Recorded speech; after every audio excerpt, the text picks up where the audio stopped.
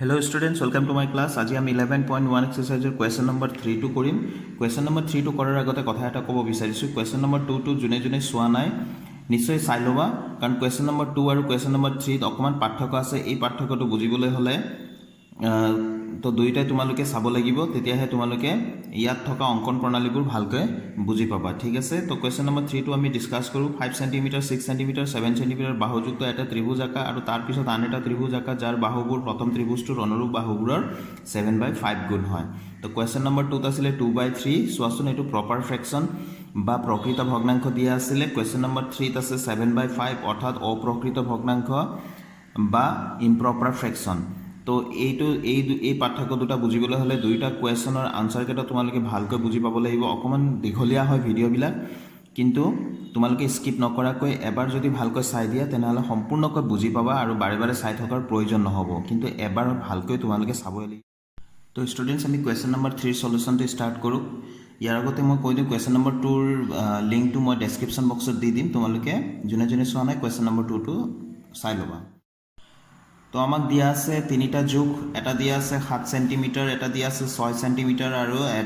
এটা দিয়া আছে 5 সেমি ঠিক আছে এই তিনিটা যোগৰ আমি এটা ত্ৰিভুজ বনাব লাগে তো মই ইয়াত সুবিধাৰ কাৰণে মই আটাইতকৈ দীঘল ৰেখাখণ্ডডাল মই আঁকি ললো 7 সেমি তাতে মই 6 সেমিৰ কাৰণে দাগ এটা দি ললো আৰু 5 সেমিৰ কাৰণে দাগ দি ললো এটো মোৰ সুবিধাৰ কাৰণে কৰিছো তোমালোকে এটো আঁকিব পাৰা নাকিব পাৰা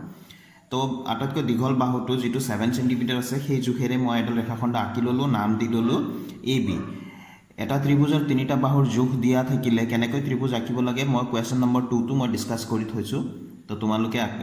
তাতো চাব পাৰা মই ইয়াতো এবাৰ সম্পূৰ্ণকৈ কৰাই দি আছো ঠিক আছে তো প্ৰথমতে 7 সেমি জোখৰ বাহুটো মই আঁকি ললো আৰু নাম দিলো AB এতিয়া মই ইয়াৰে দুটা জোখ বাকি আছে এতিয়া 5 সেমি আৰু 6 সেমি প্ৰথমতে মই 5 সেমিটোৱে লৈছো আমি কেনেকৈ আঁকিব লাগে এটো এনেকে আমি ডাইৰেক্ট আমি বাহুকেটা স্কেলেৰে জুখিপলা আমি আঁকিব নোৱাৰো কিয়নো কোনটোৱে কিমান ডিগ্ৰী এংগল কৰি আছে হেতু আমি নাজানো গতিকে তিনিটা বাহুৰ জোখ যদি দিয়া থাকে আমি কম্পাছৰ সহায়তে আঁকিব লাগিব এটো 5 সেমি মই জুখি ললো তোমালোকে নিশ্চয় স্ক্ৰীনত দেখা পাই আছে 5 সেমি মই জুখি ললো A বিন্দু বা B বিন্দু যিকোনো এটা ল'ব পাৰা আমি A বিন্দুতে লম A বিন্দুত আনি পেলাই মই এটা বৃত্তচাপ এনেকৈ আঁকি ললো অকমান ডাঙৰকৈ আঁকি থৈছো আৰু মই এবাৰ 6 সেমি জোখটো মই কৰি ললো কৰি লৈ পেলাই এবাৰ B বিন্দুত কৰা নাছিলো B বিন্দুত মই আনি পেলাই আগৰ চাপটো কটাকৈ মই আন এটা চাপ আঁকি দিলো এতিয়া আমাৰ এই যেহেতু ত্ৰিভুজৰ নাম কেটা তোমালোকে নিজৰ ইচ্ছামতে দিব পাৰা XYZ দিব পাৰা PQR দিব পাৰা মই ABC দিম গতিকে A আৰু B টো মই দিলোৱে ইতিমধ্যে এতিয়া মই এটো যত দুইটাৰ বৃত্তচাপে যত কটাকটি কৰিলে হেতু হৈ গল আমাৰ C বিন্দুটো গতিকে আমি C বিন্দুটো পাই গলো এটো হৈ গল C এতিয়া মই এই CA আৰু CB সংযোগ কৰি দিম তো মই CA আৰু CB স্কেলৰ সহায়ত মই সংযোগ কৰি দিলো এতিয়া আমি নেক্সট স্টেপটো কি আছিল আমাৰ নেক্সট স্টেপটো আছিল BA ৰেখাৰ বা ৰেখাখণ্ডৰ এই বাহুটোৰ এই বিন্দুত আমি এডাল ৰশ্মি এনেকৈ আমি টানি দিম যাতে BA আৰু এইফালে মই নাম দিম X এইফালে মই নাম দিম X গতিকে BAX টো যাতে সূক্ষ্ম কোণ হয় তেনেকৈ মই এডাল ৰশ্মি আঁকি লম তো এয়া মই ৰশ্মিডাল আঁকি দিলো নিশ্চয় দেখি আছা এইফালে মই নাম দিম X ঠিক আছে এতিয়া আমাক ভগ্নাংশটো দিয়া আছিল আমাক 7/5 এটো দিয়া আছে হয়নে তো ভগ্নাংশটোত যেটো লব আৰু হৰত যেটো ডাঙৰ সংখ্যা আছে সেই হিমান ভাগ আমি এই ৰশ্মিটোত আমি কৰিব লাগিব কাটিব লাগিব তো আমাৰ 7 আছে তো 7টা ভাগ আমি বনাব লাগিব এই 7টা ভাগ আমি কম্পাছৰ সহায়তে বনাই লব পাৰো তোমালোকৰ নিজৰ ইচ্ছামতে এই দূৰত্বটো ৰাখি লৈ প্লাই বেছি কম নহয় বেছি হেৰিও নহয় সৰু নহয় বেছি সৰু নহয় বেছি ডাঙৰ নহয় তেনেকৈ কৰি প্লাই তোমালোকে এই ধৰণে কৰি এটো দাগ দিলু জানিবা দাগ দি প্লাই ইয়াতে এনেকৈ কৰি তোমালোকে দাগ দি লবা দাগ দিয়াৰ পিছত এটো হলনি নকৰাকৈ এনেকৈ তোমালোকে যেইটা প্ৰয়োজন হয় হিমানটা দাগ এনেকৈ দি যাব পাৰা তো এনেকৈ কৰিলে অকমান পলম হয় কাৰণে আমি স্কেল দিও দিব পাৰো আমি 7টা দাগ দিবহে লাগে সমানে সমানে দূৰত্বত গতিকে এই বিন্দু ধুনিয়াকৈ এই 0 সেমি যেটো দাগ আছে এটো আমি এই বিন্দু ধুনিয়াকৈ মিলাই ললো মিলাই লৈ প্লাই প্ৰতিটো সেন্টিমিটাৰত মই এটা এটাকৈ দাগ দি যাম যাতে সোনকালে হয় স্কেলৰ সহায়ত কৰিলে সোনকালে হয় 1 2 3 4 5 6 এটো 7 ঠিক আছে আমি 7টা দাগ কিয় ললো মই আকৌ এবাৰ কৈ আছো কোৱেশ্চন নম্বৰ 2 টো মই কৈছিলো যে আমাৰ যেটো ভগ্নাংশ দিয়া থাকিব সেই ভগ্নাংশটো হৰ বা লব যেটো ডাঙৰ হ'ব সেই সংখ্যাটোৱে আমি ইয়াতে ফ্ৰেকশন বনাম বা ভাগ কৰিম আমি এই ৰেখাডালক এই x টো ঠিক আছে তো 7 আৰু 5 ৰ ভিতৰত 7 ডাঙৰ গতিকে 7টা দাগ আমি বনাম 1 2 3 4 5 6 7 মই নাম দি ললো a1 a1 a2 a3 a4 a5 a6 a7 এতিয়া আমি এই b পইণ্টৰ লগত আমি সংযোগ কৰিব লাগে একেটা পইণ্টৰ যিকোনো এটা পইণ্টৰ লগত কিন্তু কোনটো পইণ্টৰ লগত সংযোগ কৰিম হেতু আমি জানিব লাগিব আমাৰ ইয়াতে এই ভগ্নাংশ যেটো ভগ্নাংশ আমাক দিয়া আছে এই ভগ্নাংশৰ হৰটোত কি আছে হৰটোৰ লগতে আমি সংযোগ কৰিম আকৌ এবাৰ কৈ আছো এই ভগ্নাংশ যেটো দিয়া আছে তাৰে যিয়ে ভগ্নাংশ নিদিয়ক এটো প্ৰকৃত ভগ্নাংশই হওক বা অপ্ৰকৃত ভগ্নাংশই হওক যিয়ে ভগ্নাংশ নিদিয়ক আমাৰ হৰত যেটো আছে সেই ভাগটোত আমি সংযোগ কৰিম হৰত আছে 5 গতিকে 5 নম্বৰ ভাগটো 5 নম্বৰ দাগটো হৈ গলে এটো a5 গতিকে b ৰ লগত আমি a5 টো সংযোগ কৰিম ঠিক আছে b ৰ হৈতে মই a5 টো ইয়া সংযোগ কৰিছো তো এতিয়া আমাৰ যেটো এটো a7 থাকি গল a7 ৰ পৰা এই ba5 ৰেখাখণ্ডটোৰ সমান্তৰালকৈ আন এডাল ৰেখাখণ্ড আমি অঙ্কন কৰিব লাগিব তো এটো অঙ্কন কৰিবলৈ হলে এই এনেকে যাব এফালে যাব গতিকে ab ৰেখাখণ্ডটোক আমি এনেকে বঢ়াই দিব লাগিব তো স্টুডেন্টস দেখি আছে ab ৰেখাখণ্ডটো মই ডট ডট ৰেখা দি প্লে মই আগফালে বঢ়াই দিলো এতিয়া মই এটো ba5 ৰ সমান্তৰালকৈ মই আন এডাল ৰেখাখণ্ড a7 ত আঁকিব লাগে ঠিক আছে তো এতিয়া মই এয়া যিকোনো এইটো জোখটো তোমালোকৰ নিজৰ ইচ্ছামতে যেটো সুবিধা হয় সেই হিচাপে তোমালোকে এটো কম বেছি কৰি লৈ প্লাই এই দাগটো প্ৰথমতে দি ললা ঠিক আছে এটা বৃত্ত চাপ আঁকিলো যাতে এই বাহুটোক আৰু এই বাহুটোক দুটা বিন্দুত কাট কৰে সেই একেটা জোখ এতিয়া তোমালোকে এই কম্পাস আৰু পেন্সিলটো কাকু দিব নোৱাৰা এতিয়া a7 ত তুমি আনি ললা আনি লৈ প্লাই সেই একে জোখৰ দাগটো দি ললো ঠিক আছে এতিয়া এই বিন্দুটোত এতিয়া এই ৰেখাটোক এই বিন্দুত কাটিছে দেখিছা আৰু এইফালৰ ৰেখাটোক এই বিন্দুত কাটিছে এই কটা বিন্দু দুটাৰ মাজত দূৰত্বটো কিমান হেতু কম্পাসেৰে জুখি লম আমি এনেকৈ কৰি ঠিক আছে তো একদম সঠিককৈ তোমালোকে জুখি লবা নিশ্চয় দেখি আছা স্ক্ৰিনত হয়নে এটো মই ইফালে দি বেকাকৈ দেখাই দি আছো এয়া হয়নে তো এনেকৈ জুখি লৈ প্লাই ইয়াত এতিয়া ইয়াত এই ৰেখাখণ্ডটোক যত কাটিছিলে তাতে আমি কম্পাসৰ কাটাটো ভৰাই দিলো ঠিক আছে দেখি আছা এটো এতিয়া মই আগৰ চাপটো কটাকৈ আন এটা চাপ আঁকি দিলো হয়নে এয়া কটাকটি কৰিছে চাপ দুটা নিশ্চয় দেখা পাই আছে যেটো বিন্দুত কাটিছে হেতু বিন্দুৰ মাজেদি এতিয়া a7 ৰ পৰা মই এনেকে ৰেখাখণ্ড এডাল টানি দিম যাতে ba5 ৰ সমান্তৰাল হয় তো স্টুডেন্টস তোমালোকে নিশ্চয় দেখা পাইছা মই এই ৰেখাখণ্ডটো টানি দিলো এনেকে গৈ প্লাই এতে ab ৰেখাখণ্ডৰ যেটো বৰ্ধিত অংশ আছিল তাত গৈ প্লাই কাট কৰিছে এটোৰ নাম দিম আমি b ড্যাশ ইয়াত আমি নাম দিলো b ড্যাশ বুলি ঠিক আছে এতে এই b ড্যাশৰ পৰা এতিয়া আমি b ড্যাশৰ পৰা আন এডাল ৰেখাখণ্ড আঁকি লব লাগে bc ৰ সমান্তৰালকৈ এনেকে bc ৰ সমান্তৰালকৈ আঁকিম আৰু এই ac ৰ বৰ্ধিত অংশত কবাত গৈ প্লাই কাটিব অঙ্কন কৰাৰ নিয়মটো একেই আমি এই বি বিন্দুত আমি ললো যিকোনো ব্যাসাৰ্ধৰ বা যিকোনো এইটো দূৰত্ব মেইনটেইন কৰি লৈ প্লাই আমি এয়া আঁকি দিলো তাৰপিছত হেতু একে বিন্দুটো আমি এই একে জোখটো আনিম এইটো বি ড্যাশত আনি প্লাই বি ড্যাশত ধুনিয়াকৈ একদম পইণ্টত অকমান ইফাল সিফালে নোহোৱাকৈ যিমান পাৰা শুদ্ধভাৱে তোমালোকে এই কম্পাসৰ কাটাটো ভৰাই দিবা তাৰপিছত এয়া আঁকি দিলো এতিয়া এটো কিমান ফাঁক আছে হেতু চাবা তোমালোকে এয়া নিশ্চয় দেখা পাই আছা কিমান ফাঁক আছে এটো জুখি ললো হয়নে এই জুখি আনি ইয়াত আমি হেতু এপ্লাই কৰিব লাগিব ইয়াত কাটি দিলো এতিয়া এই বি ড্যাশ বিন্দুৰ মাজেদি এনেকৈ এডাল ৰেখাখণ্ড আঁকি দিম এনেকৈ আঁকি দিম এনে আঁকি দিলেতো নহব এই এসি টুকো আমি এনেকৈ বঢ়াই দিম যাতে কবাত গৈ প্লাই কটাকটি হয় তো স্টুডেন্টস মই আঁকি দিলো স্কেলৰ সহায়ত এনেকৈ আঁকি দিলো আঁকি লৈ প্লাই এফালে এসি টুকো মই এনেকৈ বঢ়াই দিলো ঠিক আছে মই ডট ডট দিছো তোমালোকে ডট ডট নিদিয়াকৈ ডাইৰেক্ট এই আজবোৰ টানি দিবও পাৰা ৰাফ লাইন কৰি দিব পাৰা মই ডট ডট দিছো যাতে বুজাব বিচাৰিছো যাতে নতুনকৈ অকা ত্ৰিভুজটো এই বাহিৰত আছে ঠিক আছে এতিয়া এই ইয়াৰ নামটো দি দিও এফালে সি আছে গতিকে ইয়াত দি দিও সি ড্যাশ ঠিক আছে এতিয়া আমাৰ ইয়াতে অৰিজিনাল ত্ৰিভুজটো আমাক দিয়া আছিলে এ বি চি এই ত্ৰিভুজৰ সদৃশ হোৱাকৈ আন এটা নতুন ত্ৰিভুজ আঁকি দিলোঁ এ বি ডেছ চি ডেছ এতিয়া ষ্টুডেণ্টছ কুৱেশ্যন নম্বৰ 2 আৰু 3 মাজৰ ডিফাৰেন্সটো কি কুৱেশ্যন নম্বৰ 2 আমাৰ ভগ্নাংশটো দিয়া আছিলে 2/3 আৰু ইয়াত আমাৰ কুৱেশ্যন নম্বৰ 3 ভগ্নাংশটো দিয়া আছে 7/5 কুৱেশ্যন নম্বৰ 2 দেখা পাইছিলা যেটো আমি ত্ৰিভুজ আঁকিছিলোঁ সেই ত্ৰিভুজটো কি আছিল অৰিজিনাল যেটো ত্ৰিভুজ দিয়া আছিল তাৰ ভিতৰত অৰ্থাৎ সৰু আছিল আৰু এতিয়া যেহেতু অপ্ৰকৃত ভগ্নাংশ হয় মানে লবটো হৰতকৈ ডাঙৰ অপ্ৰকৃত ভগ্নাংশ হয় এতিয়া ইয়াত দেখা পাইছো যেটো আমাক ত্ৰিভুজ আঁকিব দিছে সেই ত্ৰিভুজটো অৰিজিনাল যেটো ত্ৰিভুজ আমাৰ জোখটো দিয়া আছিল তাতকৈ ডাঙৰ হয় অৰ্থাৎ বাহিৰলৈ গুচি গৈছে দেখিছানে তো এইটোৱে ডিফাৰেন্স আছে গতিকে কোৱেশ্যন নম্বৰ 2 টো তোমালোকে নিশ্চয়কৈ চাব লাগিব মই বাৰে বাৰে কৈ আছো যাতে তোমালোকে 11.1 এক্সাৰসাইজৰ কুৱেশ্যন নম্বৰ 1 টোৰ বাহিৰে বাকিখিনি ভালকৈ যদি বুজিব লগা হয় তেনেহলে 2 আৰু 3 টো ভালকৈ বুজি পাব লাগিব আৰু ভেৰি ইম্পৰ্টেন্ট কুৱেশ্যনো হয় দুইটাই আমাৰ এতিয়া অঙ্কন কৰা হৈ গল ষ্টুডেন্টস তোমালোকে নিশ্চয় স্ক্ৰিনত দেখা পাই আছা এই ষ্টুডেন্টস আমি অঙ্কনৰ যিকেটা কাম কৰিলো সেইখিনি অঙ্কন প্ৰণালী হিচাপে স্টেপ বাই স্টেপ আমি লিখি যাব লাগিব প্ৰথম স্টেপটো লিখিছো প্ৰদত্ত জোখেৰে ত্ৰিভুজ ABC অঙ্কন কৰা হ'ল যাতে AB = 7 cm BC = 6 cm আৰু AC = 5 cm AB টো আমি প্ৰথমতে আঁকি লৈছিলো স্কেলটি 7 cm নহয় জানো তাৰ পিছত এই বিন্দুত আমি এই বিন্দুত কাটাডাল ভৰাই প্লাই এইটো আমি দূৰত্বটো কিমান লৈছিলো কম্পাসৰ 6 cm লৈ প্লাই আমি সৰি এই বিন্দুত আমি 5 cm লৈ প্লাই এই আৰ্কটো আঁকি লৈছিলো আৰু ইফালে বি বিন্দুত 6 cm লৈ প্লাই এই আৰ্কটো বা বৃত্তচাপটো আঁকি লৈছিলো নহয় জানো তাৰপিছত যত কটাকটি কৰিছে তাত আমি সি বিন্দু দিলো আৰু ইফালে AC আৰু ইফালে BC আমি টানি লৈছিলো তাৰ মানে এই AC টো যদি আমি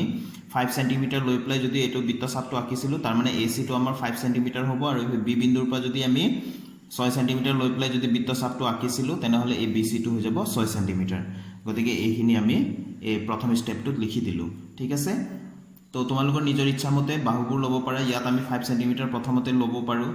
6 cm লব পাৰো যে 7 cm মই লৈছো কাৰণে তোমালোকে 7 cm লব লাগিব তেনে কথা নাই আৰু নিজৰ ইচ্ছা মতে নামবিলাকো দিব পাৰিবা ঠিক আছে তো এতিয়া মই আটাইতকৈ দীঘল বাহুটো ভূমি হিচাপে লৈ ভাল পাওঁ গতিকে আটাইতকৈ দীঘল বাহুটো মই ভূমি হিচাপে লৈছো নেক্সট স্টেপটো আছিল আমি এই বিন্দুত AX ৰশ্মি টনা হল যাতে BAX কোণটো এটা সূক্ষ্ম কোণ হয় এই বিন্দুত আমি AX ৰশ্মিটো আমি টানিছিলো নহয় জানো এই ৰশ্মিটো আমি টানিছিলো যাতে এই BAX টো এটা এই কোণটো আমাৰ সূক্ষ্ম কোণ হয় সূক্ষ্ম কোণ মানে এইটো আমাৰ সূক্ষ্ম কোণ হয় যাতে 90 ডিগ্ৰীত কৈ সৰু হয় হয়নে তাৰ পিছত আমি 3 নম্বৰত আমি কৰিছিলো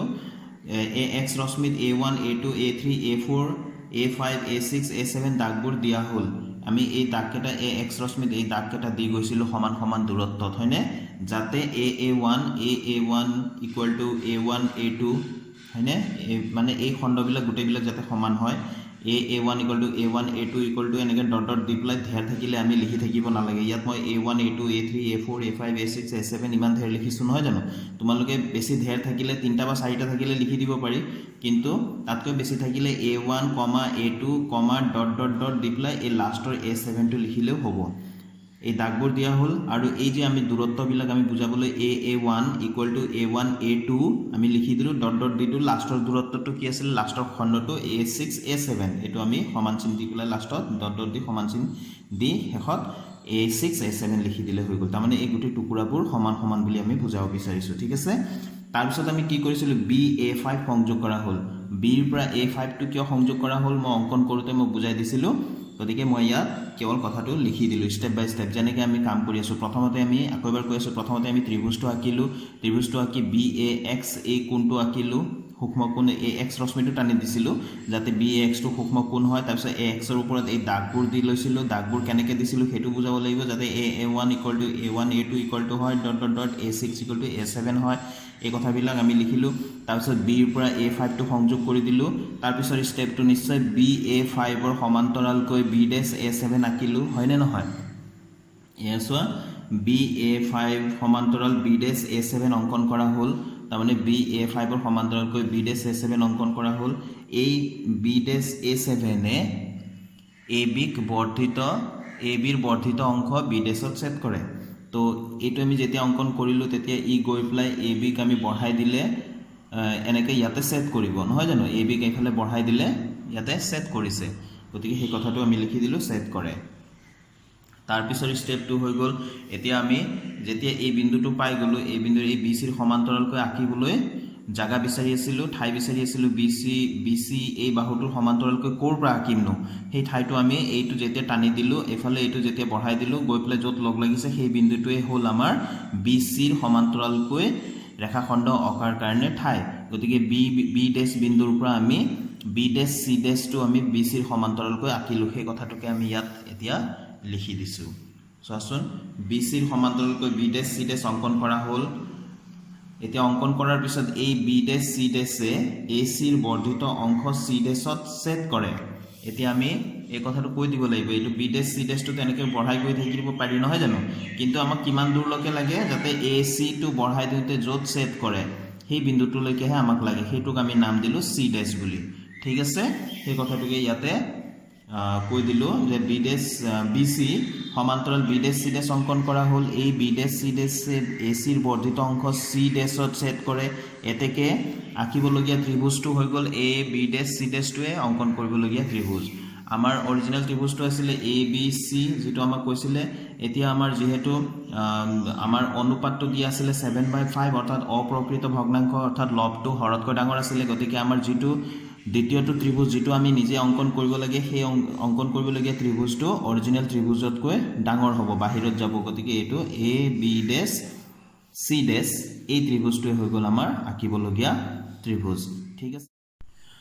এতিয়া ষ্টুডেন্টস আমি সত্যাপন কৰিবলৈ হলে প্ৰথমতে এই তলৰ পাৰ্টত থকা দুটা ত্ৰিভুজ তাৰমানে AB A5 আৰু AB ডেছ A7 এই ত্ৰিভুজ দুটা প্ৰথমতে আমি সাদৃশ্যতা তুলনা কৰিম সদৃশ হয় নে নহয় হেতু তুলনা কৰিম এতিয়া সত্যাপন স্টাৰ্ট কৰিম সেই চিত্ৰটো মই ইয়াত ৰাফলি আঁকি দেখাই দিছোঁ এতিয়া আমাক এই চিত্ৰটোত আছিলে BA5 আৰু B ডেছ A7 এই দুটা আমাৰ সমান্তৰাল আছিলে আমাৰ অংকন মতে নহয় জানো এই দুটা যদি সমান্তৰাল হয় আৰু এইডাল যদি আমাৰ ছেদক হয় তেনেহলে এই কোণটো আৰু এই কোণটো আমাৰ সমান হ'ব তাৰমানে AB A5 = AB ডেছ A7 এই কোণ দুটা সমান হ'ব যেহেতু অনুৰূপ কোণ হয় এইটো আমি ব্যৱহাৰ কৰিম আৰু এই কোণটো দুইটা ত্ৰিভুজে ব্যৱহাৰ কৰি আছে নিশ্চয় দেখি আছা দুইটা ত্ৰিভুজৰ কাৰণে এই কোণ নহয় জানো গতিকে দুটা কোণ আমি দেখাব পাৰিলে ত্ৰিভুজ দুটা কোণ আমি সমান বুলি দেখাব পাৰিলে আমি ত্ৰিভুজ দুটাক আমি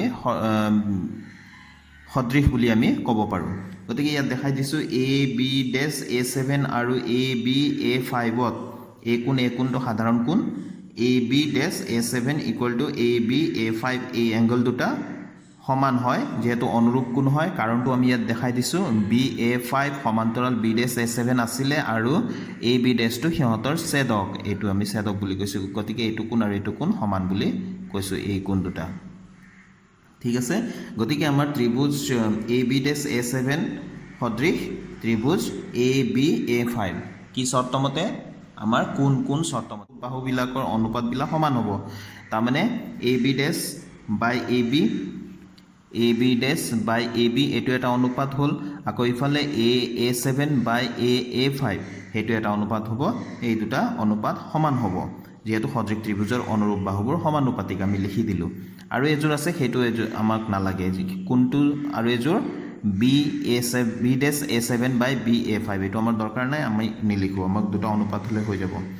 এতিয়া A7 বাই A5 = 7/5 আছিল অংকন মতে হয়নে আমি আকৌ ত্ৰিভুজটোত আমি গৈ আছো আজিটো অংকনত আছিল অংকনত গৈ আছো এটো দেখিছা A7 এইখিনিলৈকে কেইটা ভাগ আছে এনেকুৱাকৈ টোটাল 7 ভাগ নহয় জানো গতিকে A ৰ পৰা A7 লৈ 7 আৰু A ৰ পৰা A5 লৈ কিমান ভাগ হ'ব তেনেহলে 5 সেইকাৰণে A7 বাই A5 মানে 7/5 সেই কথাটোকে আমি ইয়াত লিখি দিছো হয়নে অংকন এতিয়া ষ্টুডেন্টস আমি যাক 1 নম্বৰ বুলি দি থৈছিলো আৰু যাক 2 নম্বৰ বুলি দি থৈছিলো এই দুটা চোৱাচোন এইটো আৰু এইটোটো সমানে হয় আৰু ইয়াৰ মান কিমান আছে 7/5 আছে গতিকে এইখিনিৰ মান অৰ্থাৎ AB ডেছ বাই AB = 7/5 হ'ব 1 আৰু 2 ৰ পৰা হেতু কথা উলিয়াই ৰাখিলো যাক আমি 3 নম্বৰ সমীকৰণ বুলি দি থলো এতিয়া ষ্টুডেন্টস আমি তলৰ দুটা ত্ৰিভুজটো আমি তুলনা কৰিলো এই দুটা ত্ৰিভুজ আমি আকৌ আমি সম্পূৰ্ণৰূপে তুলনা কৰি থাকিব নালাগে আমি একেদৰে বুলি লিখি দিলে হ'ল গতিকে মই ইয়াত লিখি দিলো একেদৰে ত্ৰিভুজ AB ডেছ C ডেছ সদৃশ ত্ৰিভুজ ABC কি শৰ্তমতে হ'ব AA শৰ্তমতে যেহেতু ওপৰটো আমি ইতিমধ্যে প্ৰমাণ কৰি দেখুৱাইছো গতিকে এই দুটা ত্ৰিভুজ আমি দেখাব নালাগে যদি এই দুটা ত্ৰিভুজ আমাৰ সদৃশ হয় তেনেহলে অনুৰূপ বাহুৰ বাহুবোৰ সমানুপাতিক হয় এই কথাটোৰ পৰা আমি লিখিম এ B dash by A B B dash C dash by B C এয়া আৰু এ C dash by A C এইখিনি কথা লিখি দিলোঁ হয়নে আকৌ আমি 3 নম্বৰ সমীকৰণত ভালকৈ লক্ষ্য কৰা এ B dash by A B আমি 7/5 উলিয়াই থৈছিলোঁ এ B dash by A B 7/5 যদি হয় বাকীকেইটা এইকেইটা অনুপাতো ইয়াৰ লগত সমান এইটো অনুপাতো ইয়াৰ লগত সমান গতিকে ইয়াৰ মান যদি 7/5 হয় তাৰমানে গোটেইকেইটাৰ মানে 7/5 হ'ব গতিকে আমি লিখি দিলোঁ এইটোক আমি 4 নম্বৰ বুলি দিছিলোঁ 3 আৰু 4 ৰ পৰা আমি তুলনা কৰি পালোঁ এই গোটেইখিনি অনুপাতৰ মান কিমান হ'ব 7/5 ঠিক আছে তো এতেকে আমি অকল A B dash by A B equal to 7/5 যদি হয় এ বি ডেছৰ মানটো কি হ'ব এ বিটোক আমি আঁতৰাই দিলে ই কি হ'ব সিফালে গৈ পেলাই 7ৰ লগত পূৰণ হ'ব নহয় জানো তো 7 এ বি বাই 5 বা আমি এনেকৈও লিখিব পাৰোঁ 7/5 ইনটু এ বি এনেকৈ সেই ধৰণে B dash C dash equal to 7/5 into B C আকৌ A C dash equal to 7/5 into A C যেহেতু আমাক কৈছিল আন এটা ত্ৰিভুজ আঁকা যাৰ বাহুবোৰ প্ৰথম ত্ৰিভুজটোৰ অনুৰূপ বাহুবোৰৰ 7/5 গুণ হয় তো সেই কথাটোকে আমি শেষত ইয়াত দেখাই দিলোঁ হয়নে গতিকে আমি সত্যাপন কৰা হ'ল বুলি তোমালোকে শেষত এনেকৈ লিখি দিবা ভিডিঅ'টো সমাপ্ত কৰাৰ আগতে এটা কথা কৈ দিওঁ ষ্টুডেণ্টছ তোমালোকে পৰীক্ষাত কিন্তু কেতিয়াও এইফালে চিত্ৰটো আৰু তাৰ কাষতে অংকন নিলিখিবা আগতে এই চিত্ৰটো ধুনীয়াকৈ অংকন কৰি ল'বা ঠিক আছে তাৰপিছত তাৰ তলত থাকিব ঠাই নিশ্চয় বা তোমালোকে পেজ এক্সট্ৰাকৈ ল'ব পাৰিবা তাৰ তলত তোমালোকে অংকন প্ৰণালীবোৰ লিখি যাবা ঠিক আছে তেনেহ'লে ষ্টুডেণ্টছ আজিৰ ভিডিঅ'টো মই ইয়াতে সামৰিছোঁ আশা কৰোঁ মোৰ ভিডিঅ'ই তোমালোকক অকণমান হ'লেও সহায় কৰি আছে থেংক ইউ ষ্টুডেণ্টছ কিপ ৱাচিং মাই চেনেল